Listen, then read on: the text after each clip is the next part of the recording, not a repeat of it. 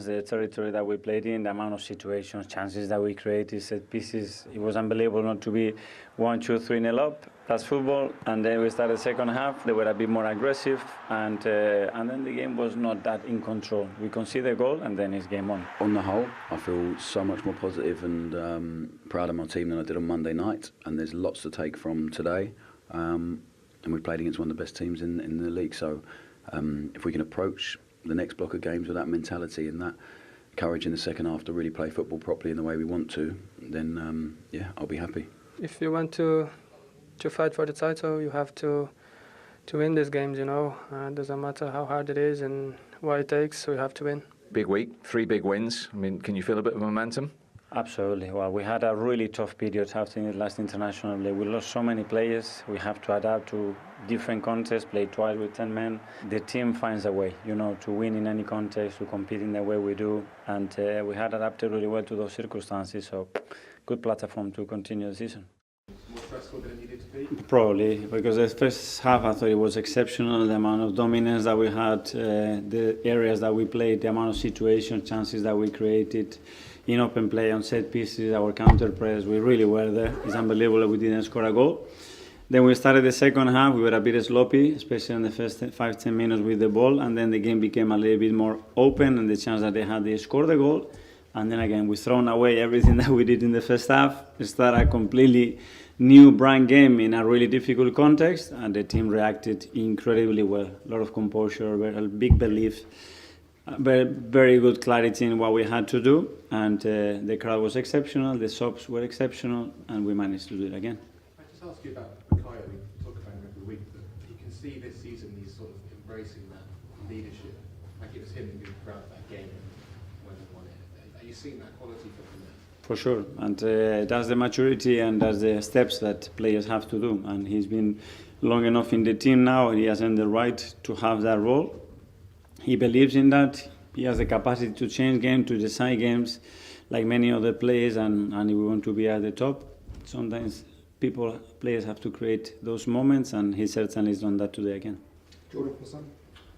Hi. You brought in Jesus and Sterling today. Did they do enough for you to really? I was really happy. You know, we made the changes and we had to make them, and everybody deserves to play. And in the first half, it could have been very, very different to the result that they had after we decided to change, because the energy as well had to be changed, and we brought 3 players that have the ability to do that, and they really help at very pleased with everybody. Is there a concern that for 2 weekends in a row now that you've had to almost have like a wake-up call to kind of really get going? Is that a concern going forward? Well, I don't think the wake-up call was that we conceded a goal, but the way we started the games and the way we dominated the opposition, well, I think against Leicester we beat every record that it was before, and today it will be something similar, but you need to score 3, 4 or 5. And if you don't, this is the Premier League, game on. But if we have a wake-up call, it's a goal that they score, and we have to react to that. True, we did it, and we did it in a convincing way.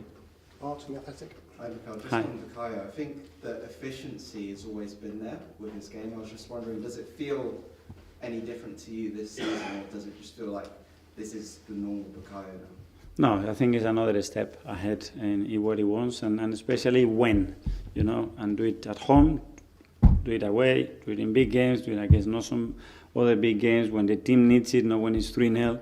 That's what defines a top player. And with Kai as well, I was just wondering, excellent performance. Aside from his goal, how did you feel about just seeing the way his confidence is blossoming? You can tell. He takes the ball and he runs with the ball. You know, he's on high press, he goes full gas, the way he holds the ball, the position that he takes in the box. He's an attacking midfielder, he plays as a 9, you don't know where he is. That's his football brain, and for sure his focus now as well is, I'm going to win the game, I'm going to do it, and that's a different thing. Ed, the Guardian. Yeah, just on Kai, 7 goals in a row at home now. He must be absolutely brimming with confidence, and you see that with him in his demeanour every day. He is, and he's practicing, and he wants more, and he's not satisfied what he's doing, because there is still, I think, another levels from him. Obviously, he's surrounded by incredible players, but something has changed on him, and that confidence, you really sense it, and now he's putting it in games and he's winning football matches, which is great. Kaya for Brian? Mikel, just on Saka, do we need to almost stop looking at him as a young player now? I know he's only just 23, but it feels like often we talk about Saka doing so well for so young. Do we need to sort of forget about the age now with him and just say, wow, he's a really, really good player? Well, I certainly don't do it. Obviously, there are the stats, and you cannot get away from that. But what he's doing at his age is unbelievable. We have many examples of that as well. And just on Ramsdale as well, did you get a chance to sort of have an exchange with him at the end, and what did you say to him? I wish him all the best. Congratulate for the way that they played as well, and wish him the best. And I hope they do, and especially for the manager and Aaron as well, because they are a very good side. Okay, last couple now. Nick from Haters. I was going to ask about Aaron as well. Just go back to Bukayo. Is there ever a temptation to give him a rest? Yeah, there is, and we have taken him off a few times this season, and we have to manage the load of him. But at the moment, he's in a good place. Finally from BComs. Hi, Mikel. Hi. Last time we spoke about how tough the schedule is. Yeah. I mean, every team could probably do with one extra player. If you had unlimited budget and you could sign one player in your football, who would you sign and why? I have enough issues to resolve the reality, so that would be a different problem. It's been a very demanding period after the international break. We had so many issues, a lot of injuries, very difficult fixtures, especially away from home, and some of them playing with 10 men. And the team adapts. The team is so willing. I'm very pleased the way we've come through this period, and we're in a good place. Is there a player in your playing career? Well, they had a good go, but it was always going to be a big ask, obviously, for Southampton at Arsenal. Yeah, it was, and I've just got a few graphics to show you here in terms of Southampton.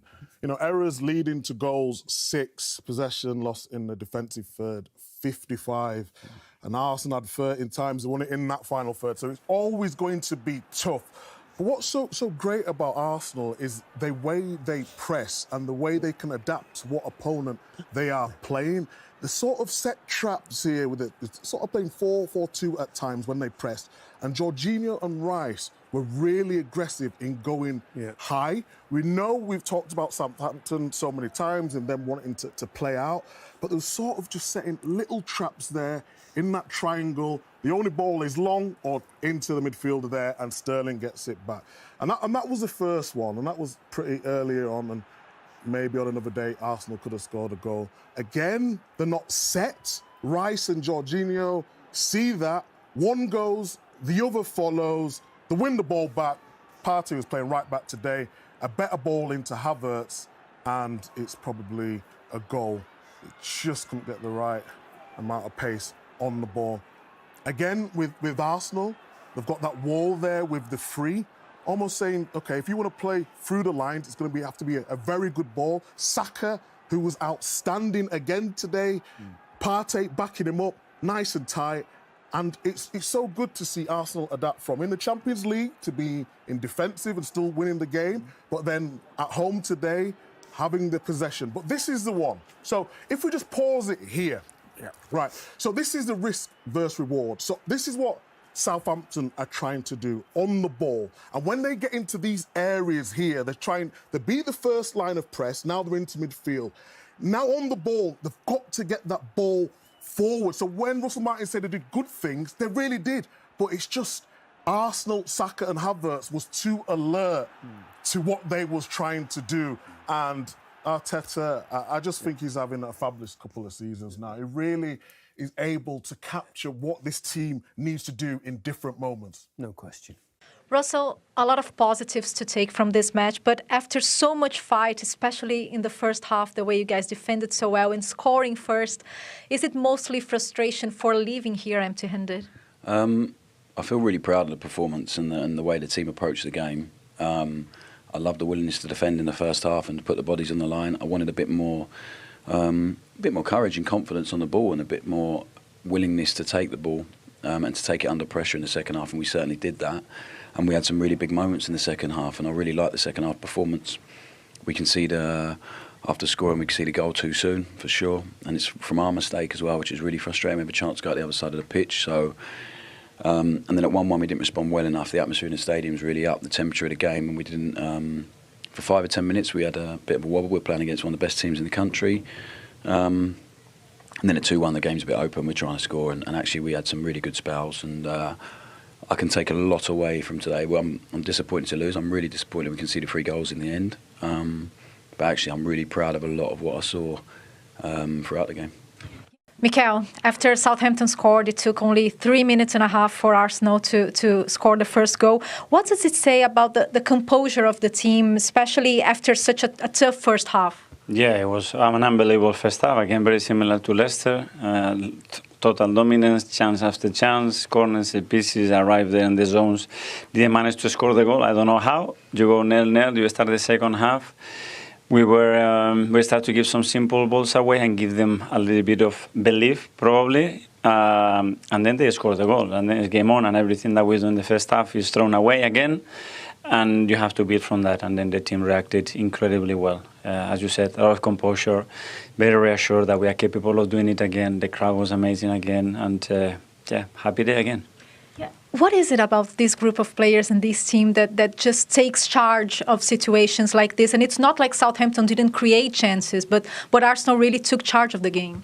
I think belief and obviously experiences that they've been positive. We have to deal with a lot of issues in the last 3-4 weeks. A lot of injuries, an unbelievable fixture list with 7 games, 4 away, very difficult ones as well. And we managed to win 5, to draw 2, to play with 10 men twice. And still have a great result, so really good. The goals. I was just speaking to Gabi Martinelli, and he mentioned that this ball from Saka, this beautiful assist, they've been practicing that. So another show of how influential Saka can be with the assist, with the goals, and with this understanding between them.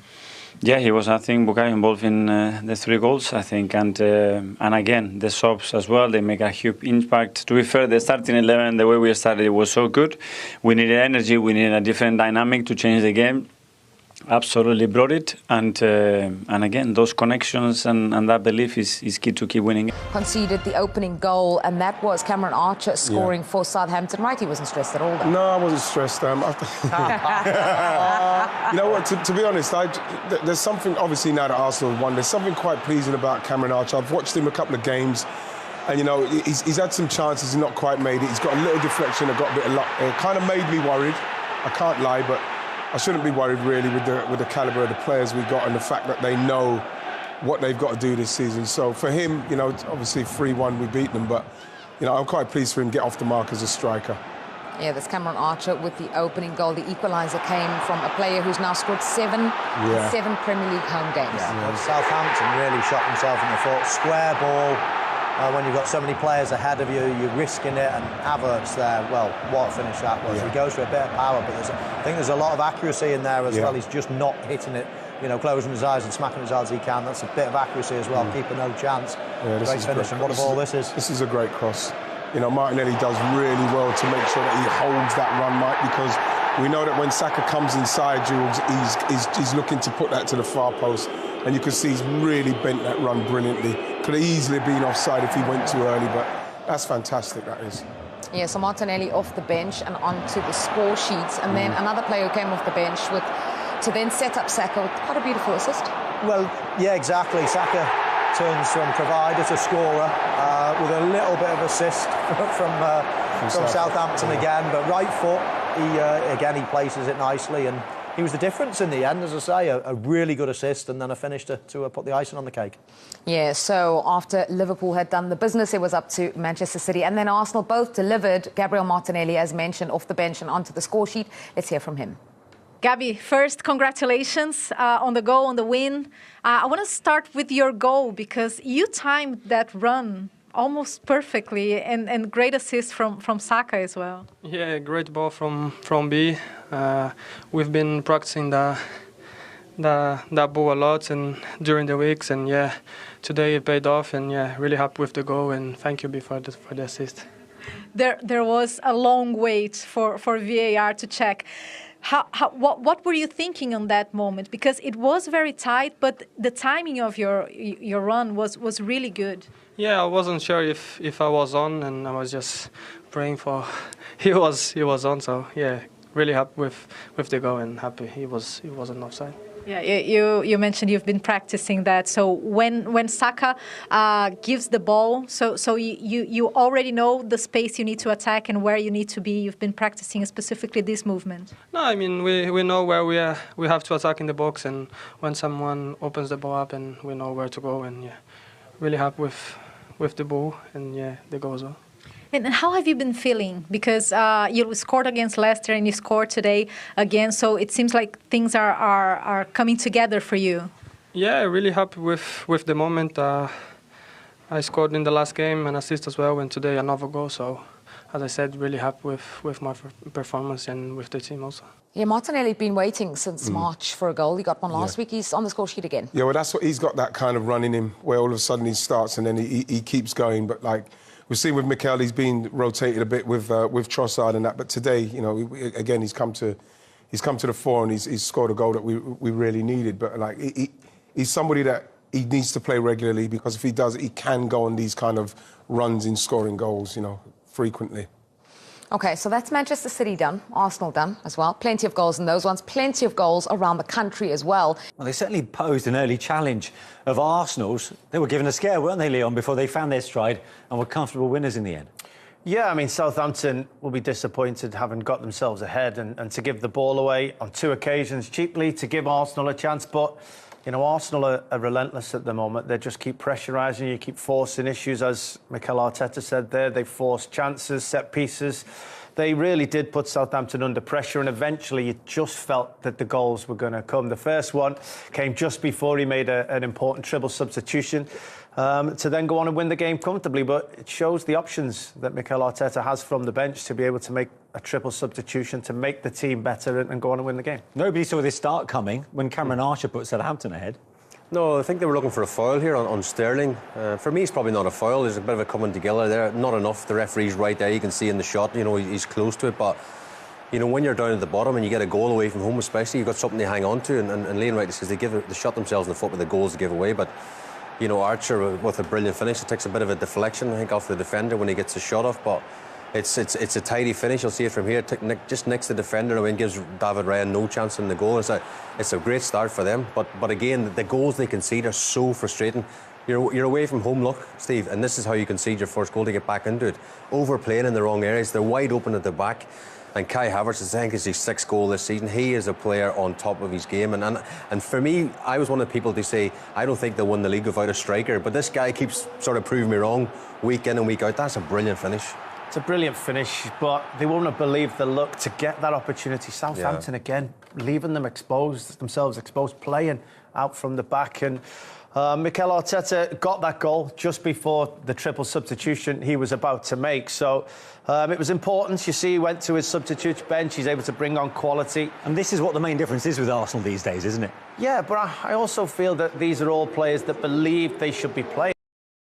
Believe they're all going to make an impact. Even those that left the field are important first-team players that it just wasn't working. Mikel Arteta thought he'd be able to get a bit more joy with other players in a certain position, and they do quite quickly.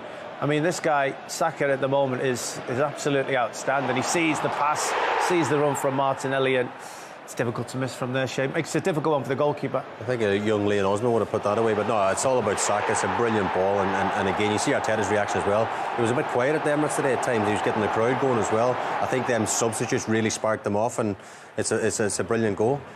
I mean, what a start already to the season for Saka, because here he gets on the score sheet to add to the 2 assists he'd already delivered. And to look at his tally now for the season, right? 3 goals, 7 assists in 10 games in all competitions.